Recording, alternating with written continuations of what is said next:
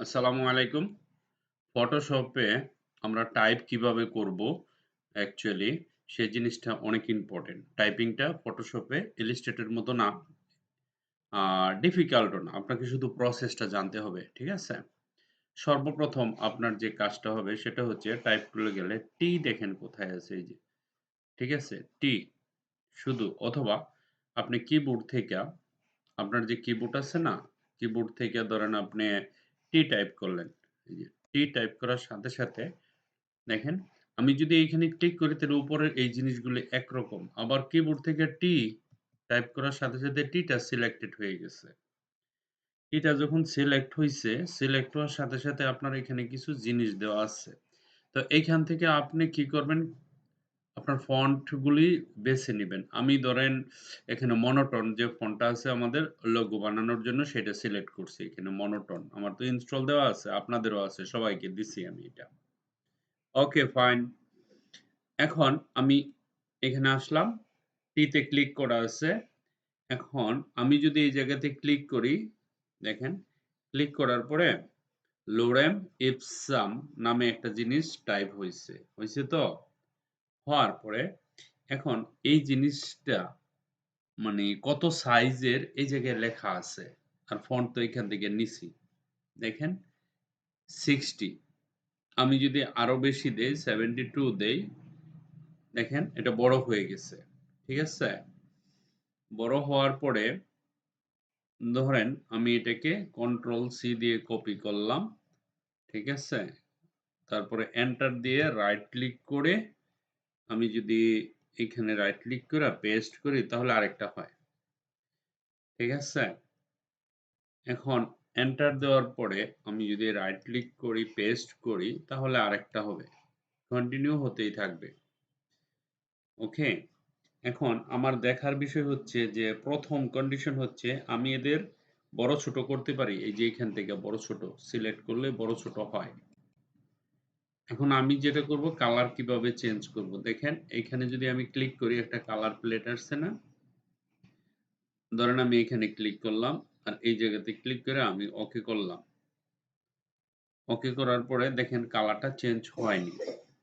হইছে? হয় নাই। আমি যখন এইভাবে সিলেক্ট করব, সিলেক্ট করার পরে ধরেন আমি এখানে ক্লিক করব। ক্লিক করার পরে এখানে গেলাম, তারপরে এখানে ক্লিক করলাম। দেখেন কালারটা চেঞ্জ হয়ে গেছে।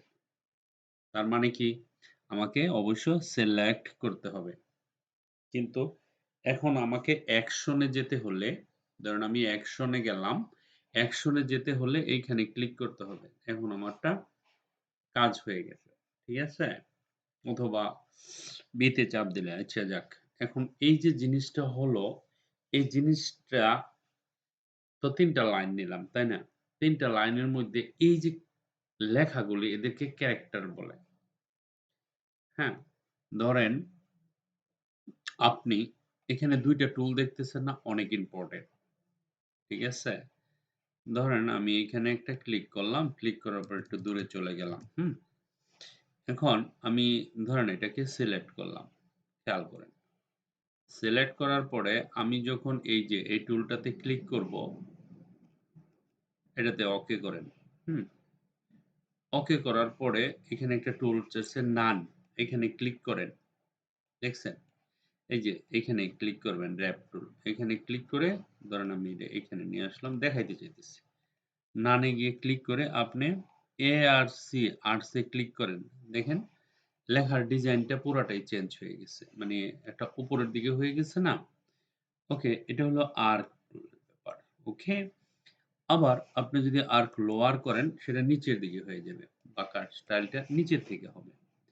আবার আর্ক টুল যদি আপনি আপার করেন তাহলে উপরের দিক থেকে হবে আপার কেস। ঠিক আছে? তো এই যে এইখানে লেখা আছে আশা করি র‍্যাপ টুলের এই জিনিসগুলি আপনারা সবগুলো ইউজ করবেন। ঠিক আছে? এখন যদি ফ্ল্যাগ বানান আপনি তাহলে আপনার ফ্ল্যাগ এর মতন হয়ে যাবে। লেখাটা। দেখেন লেখার ডিজাইনটা চেঞ্জ হয়ে গেছে।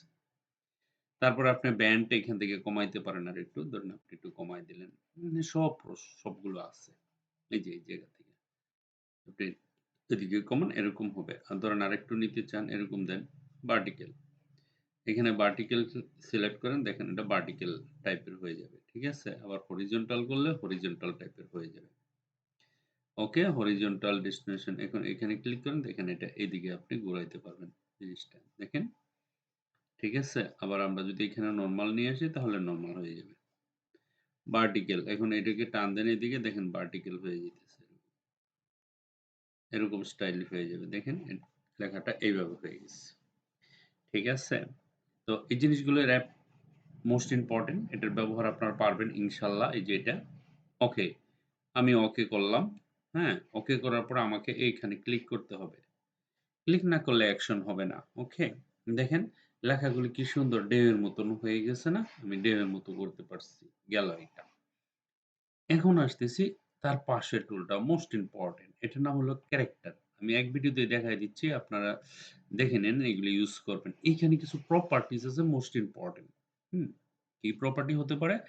ধরেন এখানে মনোটোন তো আপনি এই যে যেটা নিবেন এখান থেকে একটা নিবেন। আমি মনোটোন নিলাম। হ্যাঁ? আর এখান থেকে রেগুলার, ঠিক আছে? রেগুলার।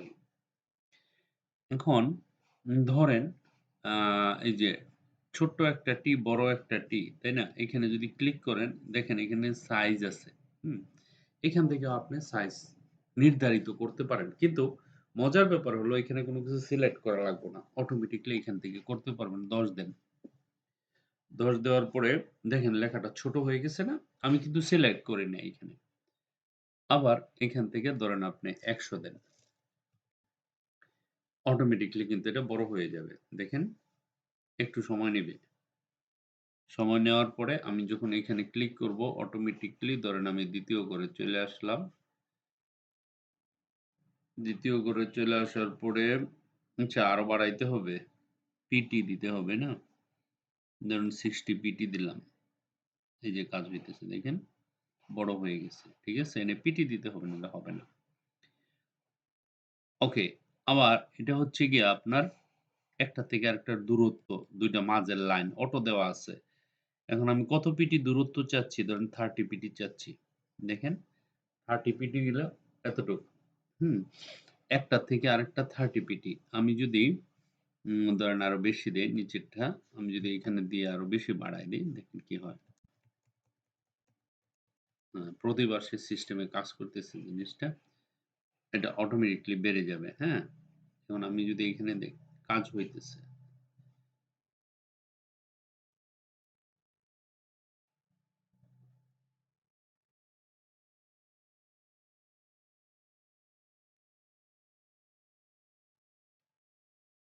একটু সময় নিতেছে দেখেন।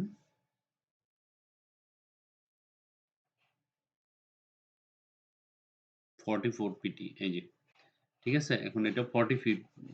এটার দূরত্বটা 40 ফিট। এই যে এই লাইন থেকে এই লাইনের দূরত্ব। আর ভার্টিক্যাল এ 34 আছে। এখান থেকে ম্যাট্রিক্স আছে। অপটিক্যালও দিতে পারেন আপনি চাইলে। কাজ হচ্ছে প্রতিবার। আর ফটোশপ আপনার এমনি ভারী সফটওয়্যার তো সেজন্য একটু মাথা ঠান্ডা রেখে কাজ করতে হবে। আর এখানে টি টা হচ্ছে 110%। হুম? তো এই জিনিসগুলো হলো প্রপার্টি। আর এই যে এটা হলো বোল্ড। এখানে দিলে লেখাগুলো মোটা হয়। দেখেন একটু মোটা হইছে, তাই না?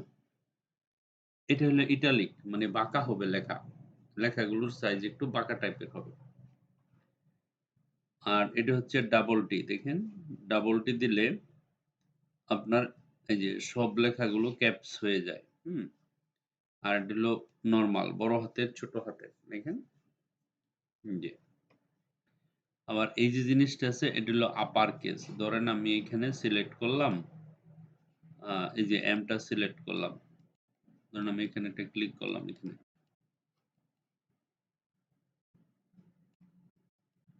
আ এই জায়গাটুকু সিলেক্ট করলাম। সিলেক্ট করার পরে আমি যদি এটার উপরে ক্লিক করি, এই অংশটুকু উপরে উঠে যাবে। বুঝছেন? মানে আপনার যে লেখা আছে এই লেখার উপরে উঠে যাবে। এই যে দেখেন লোরেমের ওই অংশটুকু উপরে উঠে গেছে। আমি এখানে ক্লিক করি, এখানে ক্লিক করে দেখেন এই যে লোরেম ইপসামটা উপরে উঠে গেছে নিচে। এই যে এটা হলো উপরে আর এটা হলো নিচে। আবার যদি সিলেক্ট করেন, সিলেক্ট করে এটা অটোমেটিক্যালি নিচে চলে আসবে এখানে নিচেরটা দিলে। ঠিক আছে? আর এটা হলো আন্ডারলাইন। ধরুন আমি আন্ডারলাইনে ক্লিক করলাম। আন্ডারলাইনে ক্লিক করলে দেখেন এই যে লেখাগুলি আছে না? লেখার নিচে দিয়ে আন্ডারলাইন হয়ে গেছে। ঠিক আছে? ওকে, আর এটা হচ্ছে কাটা। একটা লেখা লিখছি, এটা নষ্ট হয়ে গেছে, আমি কেটে ফেলবো। মাইক্রোসফট ওয়ার্ডে আমরা কাটি। দেখেন এটার উপর দিয়ে একটা রেখ চলে আসছে। ঠিক আছে? এইভাবে এই টুলগুলি ইউজ করতে হয়। ঠিক আছে? এটা হচ্ছে ক্যারেক্টার। আবার প্যারাগ্রাফের জন্য এই যে আলাদাভাবে প্যারাগ্রাফ সেটিং আছে। এটাও কোনো ব্যাপার না। সহজ। তো আস্তে, আস্তে আপনারা জেনে যাবেন কিভাবে টাইপ করবেন। একবারে সিম্পল ২ টা পদ্ধতি। টি তে যখন আমি ক্লিক থাকবো, একটা ক্লিক যদি করি তাহলে এরকম লorem ipsum আসবে। আর যদি আমি ড্রাগ করি, ধরুন আমি এখান থেকে ধরে এতটুকু ড্রাগ করলাম। দেখেন? এই যে এটার ভিতরে লেখা হবে না? এটা হলো প্যারাগ্রাফ সিস্টেম। দেখেন অনেকটি লেখা হয়ে যাবে এটার ভিতরে। দেখছেন? বাট আমি যদি ড্রাগ না করে নরমাল ভাবে যদি খালি টি সিলেকশন করে একটা ক্লিক করি, হুম? ধরেন আমি এখানে একটা ক্লিক করলাম, নরমাল হোক। এখানে ক্লিক করলে এই যে টিটা তো এটা সিলেক্ট করছি, তাই না? সিলেক্ট করার পরে আপনাকে এখান থেকে বেরিয়ে আসতে হবে। এই যে এটাতে ক্লিক না করলে হবে না। হুম? এখান থেকে বেরিয়ে আসলাম। এখন আপনি এখানে এটা কাটা, কারণ আমাদের এই যে কাটা জিনিসটা সিলেক্ট করা কোথায়? এই যে এখানে ক্লিক করেন, ডাবল ক্লিক করলে এটা চলে আসবো। এই যে দেখেন এগুলো বুঝতে হবে। এই যে কাটা জিনিসটা কোথায় যেন আছে? একটার আরেকটা লাইন আমরা কাটলাম না? এই যে এটা সিলেক্টেড অবস্থায় আছে তো? এটাকে ডিসিলেক্ট করতে হবে। এখন ডিসিলেক্ট হলে কাটাটা অটোমেটিকলি উঠে যাবে। ঠিক আছে? আর কালার তো চেঞ্জ করতেই পারেন। এখানে গিয়ে আপনারা কালার দিবেন। একটু আগে দেখালাম না? এই যে দেখেন লাল হয়ে গেছে। ওকে করেন, কাটাও নাই, লালও নাই। এখন আপনি যদি মনে কিবোর্ড থেকে কন্ট্রোল টি দেন তাহলে এটা সিলেক্টেড হয়ে যায়। হুম? সিলেক্ট হলে আপনি এটাকে বড় করতে পারেন এদিকে, আবার এইদিকেও বড় করতে পারেন। চাইলে আরকি আপনি যদি মনে করেন। যদি না চান তাহলে দরকার নাই। ঠিক আছে? তারপরে এখানে ক্লিক করলে এপ্লাই হয়ে যাবে। আশা করি আপনি লিখতে পারবেন আর এই প্রপার্টি গুলা জানবেন কিভাবে এক লাইন থেকে দূরত্ব দেওয়া হয়। সর্বপ্রথম আমাদের তাহলে কি দাঁড়াইলো? কি কাজ করব আমরা? ১ম টিতে ক্লিক করব। হুম? ডাইরেক্ট ক্লিক করলে পয়েন্ট সিলেকশন হয়ে যাবে। সিলেকশন হলে এখান থেকে আমরা লেখা ছোট বড় করা বা ছোট করব, বড় করব এই জিনিসগুলো এখান থেকে করতে পারবো। ঠিক আছে? তারপর আর্ট লেখা বাঁকা করতে পারবো। আর এখানে ক্যারেক্টারের প্রতি আমরা বিভিন্ন অক্ষরগুলি ২ লাইনের মাঝে দূরত্ব, লেখা দূরত্ব ইত্যাদি, ইত্যাদি আমরা কাজগুলি করতে পারবো। হুম? খেয়াল করুন। লেয়ার আমি পরে ধরছি। লেয়ারটা আপনাদের বুঝাবো। আপাতত আপনার নাম ঠিকানা লেখার জন্য ফটোশপে কিভাবে লেখে, সেই লেখাগুলাকে ডিজাইন করে সেই জিনিসগুলার বিস্তারিত একটা ভিডিও দিলাম। আশা করি আপনারা নিজেদের ব্রেইন থেকে কিছু ক্রিয়েটিভিটি বের করে নিয়ে আসতে পারবেন। Thank you very much for watching this video. Bye by.